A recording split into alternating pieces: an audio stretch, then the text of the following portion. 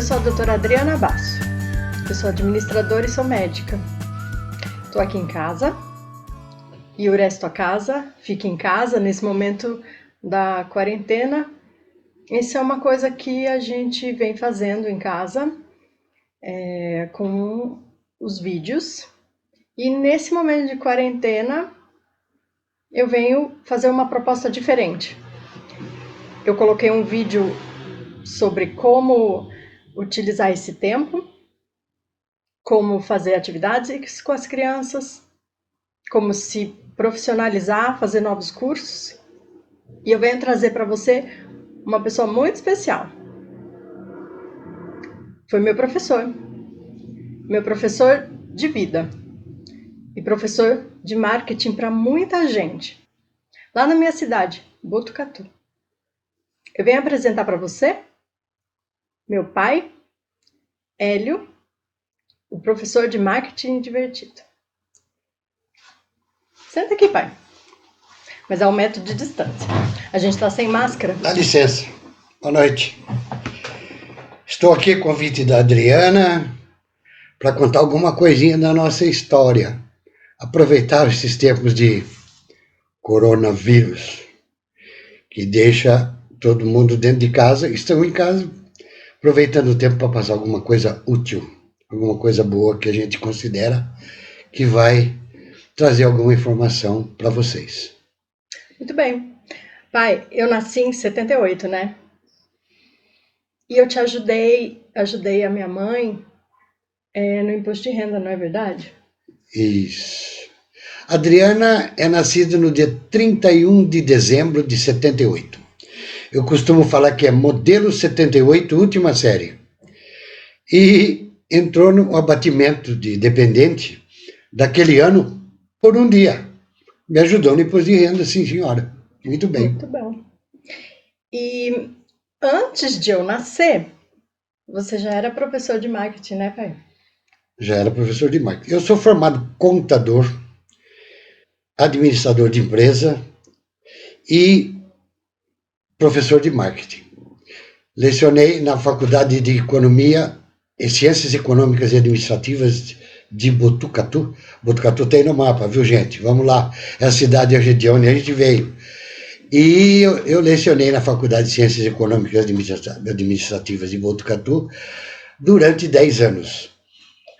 Muito bom o convívio com os alunos, o meio acadêmico sempre me fascinou e, como já disse o filósofo, mais aprende quem ensina. Quem se propõe a ensinar tem que aprender primeiro. E posso falar da minha vida um pouquinho? Posso? Claro.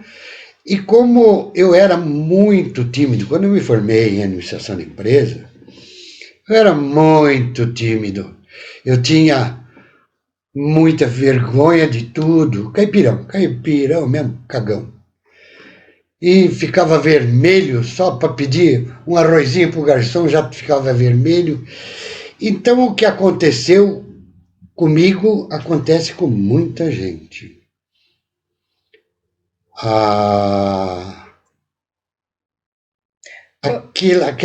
Aquela vontade de superar e ver um obstáculo enorme na frente por causa da timidez. Então eu aceitei o desafio das aulas porque eu fui escolhido pelo professor da cadeira de marketing. Eu fui escolhido por ele e ele me monitorou, me deu todo o apoio nas primeiras aulas, mas foi difícil, viu, gente? Eu tenho o costume de falar o seguinte, que toda pessoa tem 2 grandes medos. O segundo medo da pessoa Qual? é de morrer. O primeiro é de falar em público. Isso aconteceu comigo, né? Então o médico lida com os 2 medos, né, pai? Com os 2 medos. Medo de matar também, né? Ui, uma gota mata e outra deixa viver. Com certeza. E os 2 medos? Então, o meu medo era mais de falar em público do que de morrer. E eu fui muito feliz com um professor vou falar o nome, porque ele ocasionou uma mudança na minha vida. Professor Mauro Pereira Viana. Ele dava Comunicações e Relações Humanas, uma matéria que era do final do curso de administração.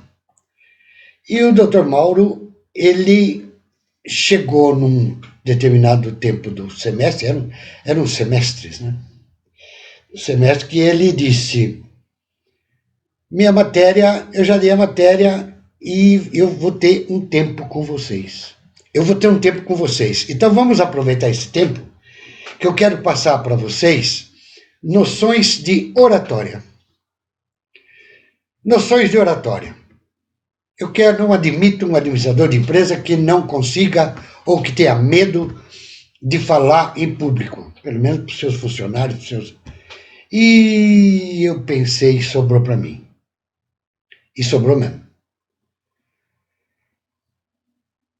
Ele deu as noções de oratória, que até hoje eu lembro muito bem, que é, primeiro, jamais fale do que você não entende. Segundo, então, tenha conhecimento do assunto em primeiro lugar. Segundo, dicção. Você está transmitindo uma mensagem quando você está discursando.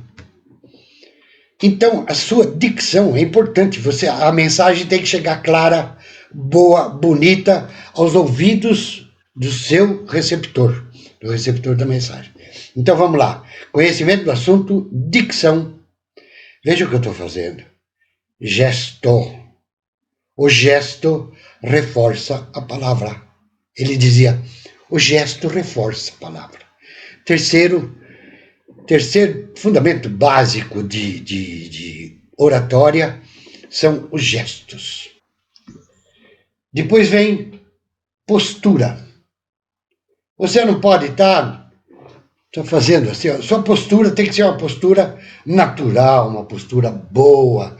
Quando você, estou gesticulando, quando você está falando, está transmitindo uma mensagem. E por último, e não a última, que existem mais, mas por último, que ele passou, é a entonação de voz. Você não pode ter uma conversa monótona, falando sempre no mesmo tom, no mesmo diapasão. Você tem que ter uma entonação de voz, você tem que ter entusiasmo para falar. O gesto reforça a palavra, mas a entonação, ela dá aquela formatura, aquele formato à sua mensagem. Então, esses eram os fundamentos de marketing. Estudem isso, o professor Mauro falou. E a partir da semana que vem, cada qual vai vir aqui discursar, aqui na frente. O tema é amizade e solidariedade. Falei, tô ferrado. Eu jamais vou conseguir falar lá na frente. Queria arrumar um buraco para me enfiar, me esconder. E o que aconteceu, como vocês vão ver, foi exatamente o contrário. O que aconteceu foi o seguinte. O medroso, ele acaba estudando mais. E foi o que aconteceu comigo. Eu falei, onde eu vou achar alguma coisa para discursar sobre amizade e solidariedade? Aí, como eu sempre fui um grande leitor, eu sempre gostei muito de ler, eu tinha lido a coleção inteira de Júlio Verne, Monteiro Lobato e Maupassant. Maupassant foi um dos escritores que mais estudou a cultura árabe. E ele contava lendas, contava histórias lindíssimas do deserto, dos faquires, dos vizires, dos juízes, do muezzin no minarete, chamando o povo árabe para a oração 3 vezes ao dia. Aliás, nós somos para Turquia. Eu lembrei disso, pai. E o muezzin hoje me decepcionou. Ele tem um alto-falante, um microfone, um alto-falante, para cantar, para fazer aquela cantilena de chamamento que o brasileiro deturpou. Vamos lá no bar, vamos lá no bar, vamos lá no bar, onde é o bar? Brasileiro deturpou a função nobilíssima do Moisim, que é para chamar os árabes para a oração. Eu fugi agora do Malbatã, vamos voltar nele. Uma das lendas do Malbatã intitulava-se Aprenda a Escrever na Areia. E eu gostava muito dessa lenda. Ela dizia o seguinte: dois amigos, com os seus séquitos, suas caravanas, viajavam juntos pelo deserto. Salim e Mohamed. E eram de uma amizade a toda prova, muito solidários, amigos de muitos anos. E até que num oásis onde paravam as caravanas, ele parou e Salim ofendeu Mohamed.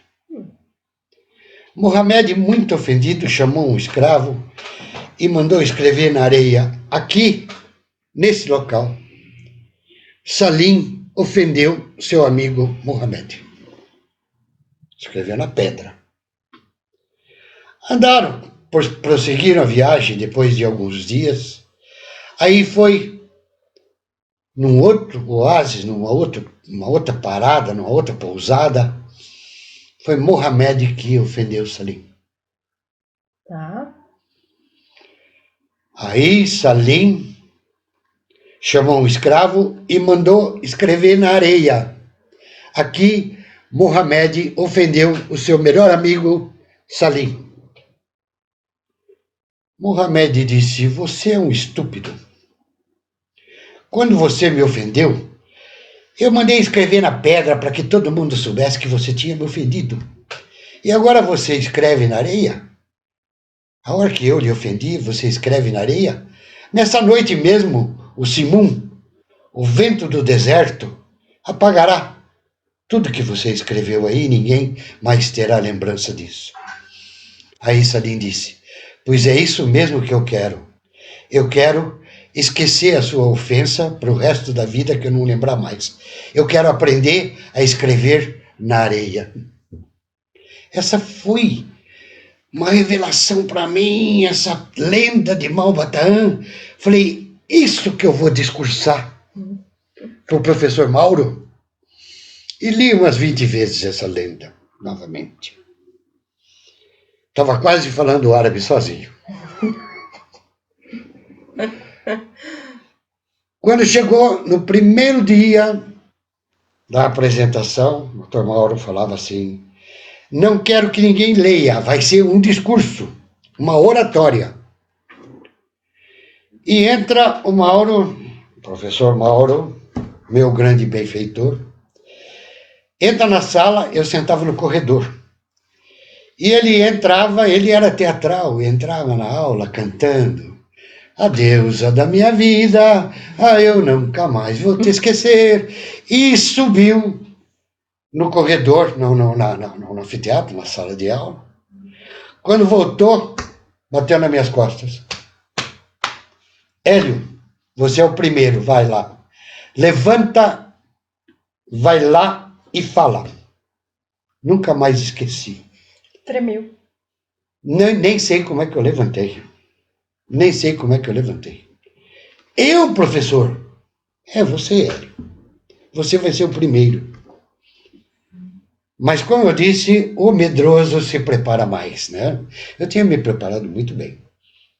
As primeiras palavras, acho que foram inaudíveis. Ninguém conseguiu ouvir. Ninguém conseguiu ouvir. Eu escutava mais o meu coração bater na boca do que o que eu falava. Mas, como acontece e como, por graça divina, aconteceu comigo, eu fui me afirmando à medida que eu ia falando. Eu fui pegando confiança. eu fui me sentindo assim, apto a fazer aquele discurso. E comecei a gesticular, a lembrar das lições de marketing, a entonar minha voz. Claro que não foi perfeito. Tenho certeza que não foi perfeito. Mas eu conseguia ter confiança. No meio do meu discurso, eu já estava até exagerando. Foi muito bom para mim. Aquele dia foi um marco divisório na minha vida. E ele dizia: nunca se negue a falar em público quando for convidado, mas prepare-se. Não diga nada que você não conheça. Prepare conhecimento do assunto, em primeiro lugar. Dicção. Você tem que ser audível, claramente audível. Gesto, postura e entonação de voz. Nunca mais me esqueci. Foi isso que aconteceu comigo. E eu me tornei professor depois disso, por causa desse homem maravilhoso que se chamava Dr. Mauro Pereira Viana, meu professor. E tem muita gente lá em Botucatu que para meu pai na rua para falar assim: olha, eu fui teu aluno e eu te agradeço muito. E no Rotary também, meu pai é chamado para fazer o cerimonial. E aí tem uma outra coisa que eu queria também mostrar, que é como fazer amigo e influenciar pessoas. Isso é uma... Dale Carnegie. Fala um pouquinho, pai. Dale Carnegie foi um grande influenciador meu também. Esse livro, eu perdi a noção do tempo, mas esse livro deve ter mais de 50 anos de publicação. Dale Carnegie, Como Fazer Amigos e Influenciar as Pessoas. Segundo livro dele, Como Evitar as Preocupações e Começar a Viver. São 2 livros que eu devorei quando era jovem e que me ensinaram muito, a ter uma postura melhor de vida, a fazer amizades, a fazer um relacionamento, a fazer um círculo de amizades que até hoje perdura. Tenho amigos de mais de 60 anos. De idade não, 60 anos de amizade. Oh, meu Deus. É. A gente está tentando manter aqui uma seriedade, mas assim, é difícil não ter a piada, né, pai? Você falou sobre os 2 medos, né? O medo de morrer. Eu até lembrei de uma piada que meu pai sempre contou em casa. Eu acho que você sabe qual que é. Conta para eles, por favor. Medo de morrer e medo de assombração também, né? Medo de assombração, coisa mal assombrada, medo de morrer. O nosso amigo, nosso personagem, tinha uma namorada que morava para lá do cemitério. E ele morria de medo de passar na frente do cemitério à noite, do deserto, à noite, sozinho. Mas ele não tinha carro e tinha que levar a namorada para casa. Ia no cinema, ia no jardim, ia passear, ia namorar, tinha que levar a namorada para casa. Quando ele voltava, ele passava apressado na frente do cemitério, escutava até os seus próprios passos e sempre com medo.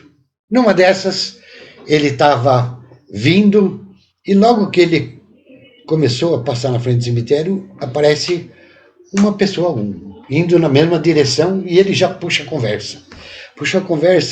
Pois é, tá de noite, tá escuro e tal, não sei o que, e foram andando juntos e ele falando, será que vai chover e tal, até que chegaram depois que passou o sufoco, passou na frente do cemitério e diz, eu vou confessar pro senhor, eu tenho medo de passar no cemitério à noite, o senhor não tem? Aí o personagem falou, quando eu era vivo, eu tinha. Então, aconteceu.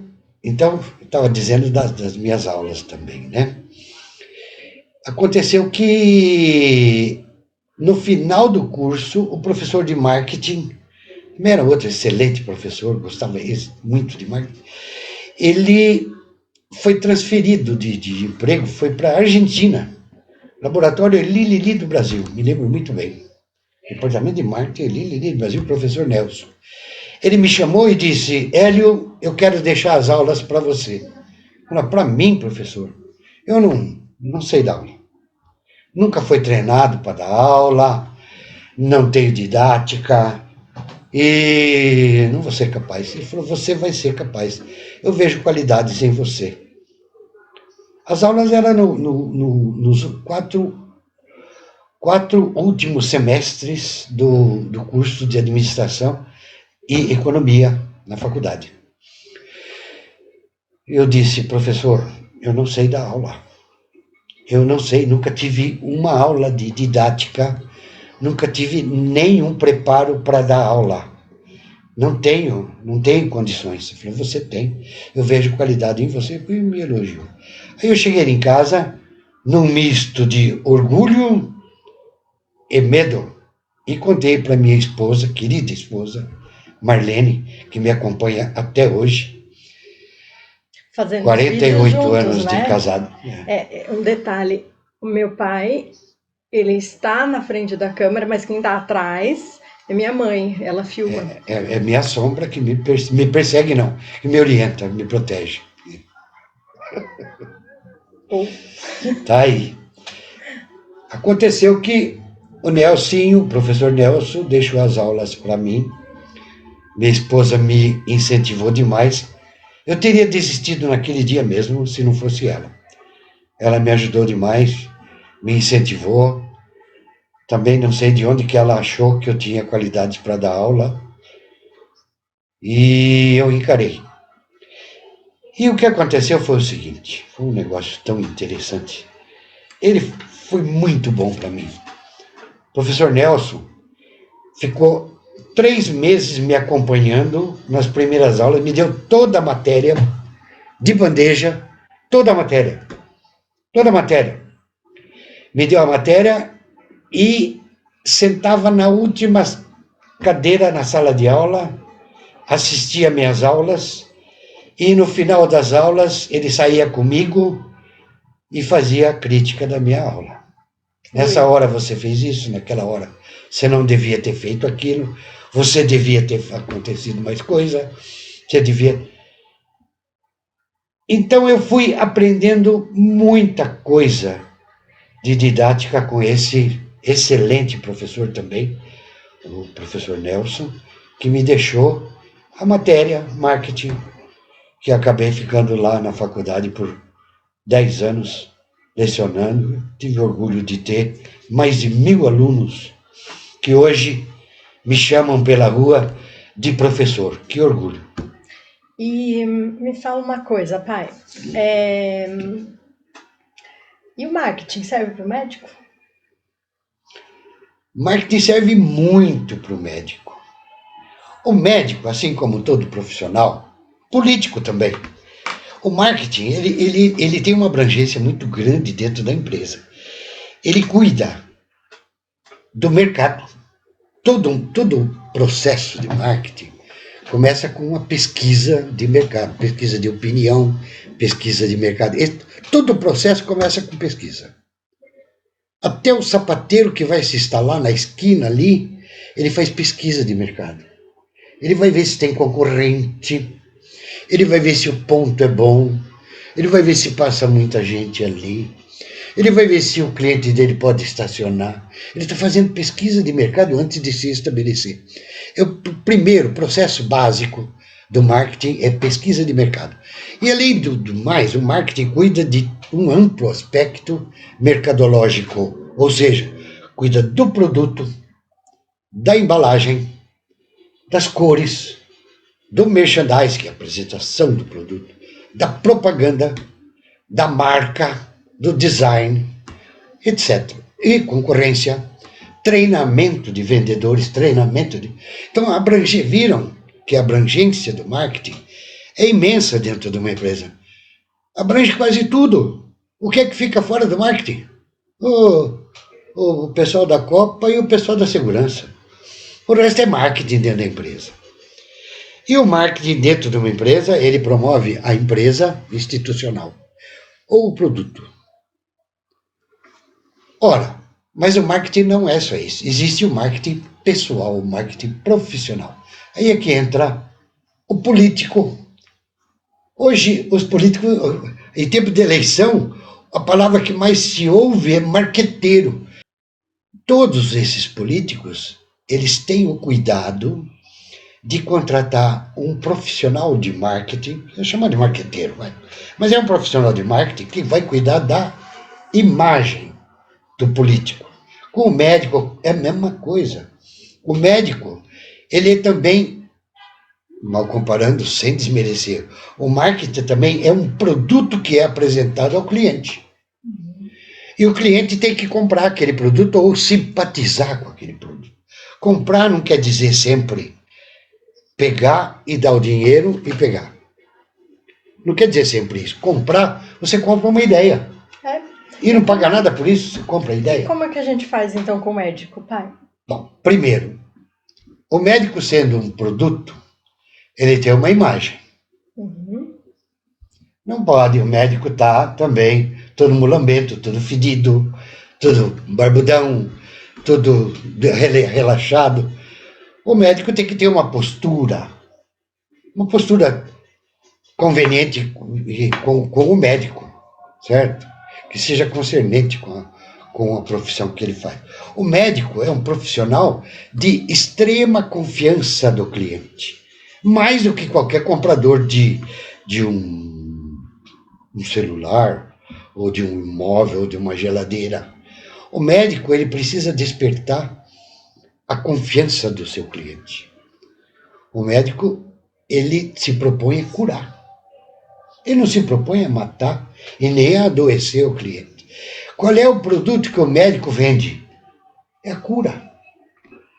Ora, a cura está relacionada intimamente com o passado desse médico, a postura desse médico. O médico é um produto também, então o marketing se adapta ou se adequa muito bem à estrutura de um médico, de um consultório, de uma clínica. E a gente pode ser verdadeiro com o paciente nessa postura? Por exemplo, eu posso dizer ao paciente, olha, o seu tratamento é assim, o seu diagnóstico é este. Como é que funciona isso?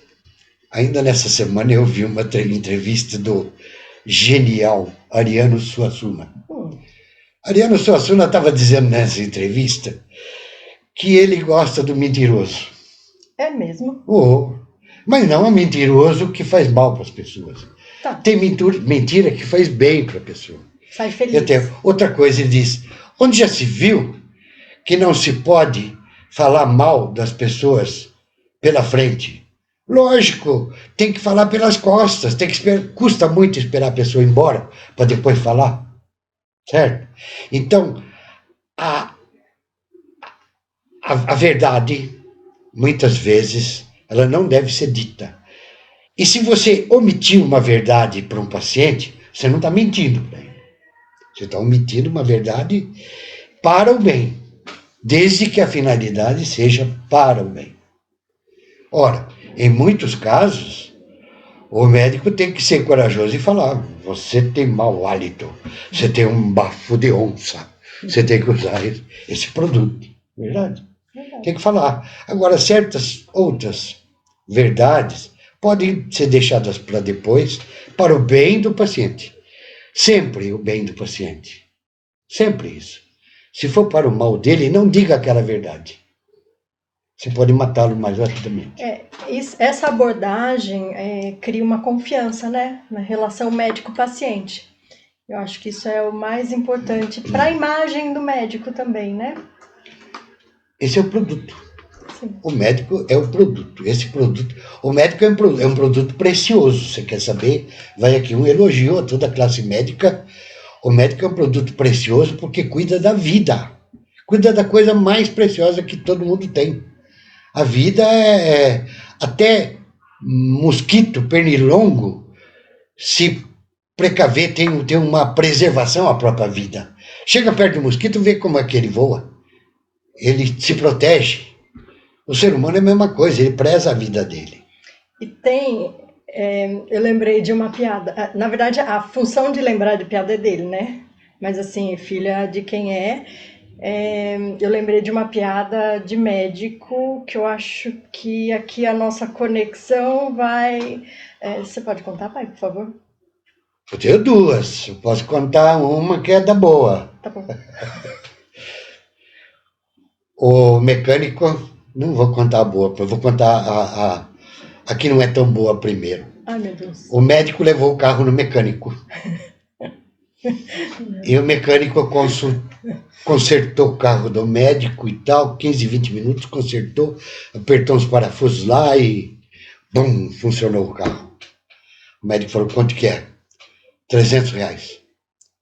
Ô, mecânico, eu estudei a vida inteira para ser médico, a minha consulta é 200. Você que não estudou como eu, vai cobrar R$300 para consertar meu carro? Aí o mecânico diz, olha, doutor, o negócio é o seguinte, presta atenção. Eu todo ano tenho que aprender 20 ou 30 modelos diferentes. E vocês, médicos, trabalham há milhares de anos com modelo só. Vocês já deviam ter aprendido. É gozação, né? É gozação. Calma, agora calma, vem a calma. boa. Porque agora, a gente tem que se atualizar todo ano, tem que ir no congresso, tem que estudar muito, calma. É só piada. o modelo é o mesmo. A doença que muda, né? Ainda mais nós estamos agora aí com o coronavírus, por exemplo. A genética olha o de um esforço lugar, do médico, né? Com o mesmo modelo de milhares de anos atrás, querendo curá-lo agora. É o mesmo modelo. Mas um país Mas é uma coisa, outro claro, país é outra razão. coisa. E aí tem outro médico que foi um mecânico também. Tá. Outro mecânico, não era o mesmo. Não era o mesmo. Não. Foi no outro, lá de Botucatu, da minha cidade. Tá. De Botucatu. Foi no mecânico e o mecânico cobrou também exagero. E falou, vocês, doutor, vocês dão um remédio, dão um qualquer coisa aí, uma injeção, e o paciente, para curar o paciente, eu tenho que sujar minha mão de graxa e tal. Aí o médico fala assim, experimenta trocar o pneu do seu carro com o motor ligado, com o motor funcionando, com o carro andando. Você não vai conseguir. E nós trocamos o coração de um paciente com ele vivo ali na sala de cirurgia. Vai o meu elogio aos médicos, aos cirurgiões. Muito bem. Mais alguma coisa hoje? Quer deixar algum conceito? Eu vou deixar um conceito de marketing, uma historinha. O que eu desenvolvi depois, quando eu comecei a criar um pouco de autoconfiança nas minhas aulas, foi uma tática de dar a lição de marketing e, em seguida, contar uma piada, uma história divertida, um causo que tenha relacionamento com aquela lição de marketing do dia. Eu percebi que isso fez muito bem para meus alunos e ajudava muito na compreensão da matéria, facilitava a assimilação. Então, hoje, a pedido de minhas filhas, aconselhamento e influência das minhas filhas, eu tenho um canal no YouTube em que eu estou passando pílulas de marketing divertido do professor Lelé, que sou eu. Se vocês tiverem paciência, me acompanhem no canal. Deixe seu like lá. Muito bem. Sinta-se abraçado e beijado? Sinto-me. Em tempo de coronavírus, estou abraçado. Aí vocês também. Online. Vocês também. Todos vocês. Obrigado pela audiência. Se você for a Botucatu, tem uma placa do meu pai lá na faculdade, na Unifac ali no bairro. E é uma homenagem graciosa feita para ele. E um dia, não sei, se der, a gente consegue filmar lá, né, pai? Quando as coisas melhorarem, a gente filma por lá. Vamos lá. Muito obrigada. E é isso. Estamos aí. Conforme a vida vai me dando mais tempo, eu tenho mais histórias para contar. Amém. Tudo de bom e até a próxima. Tchau. Tchau.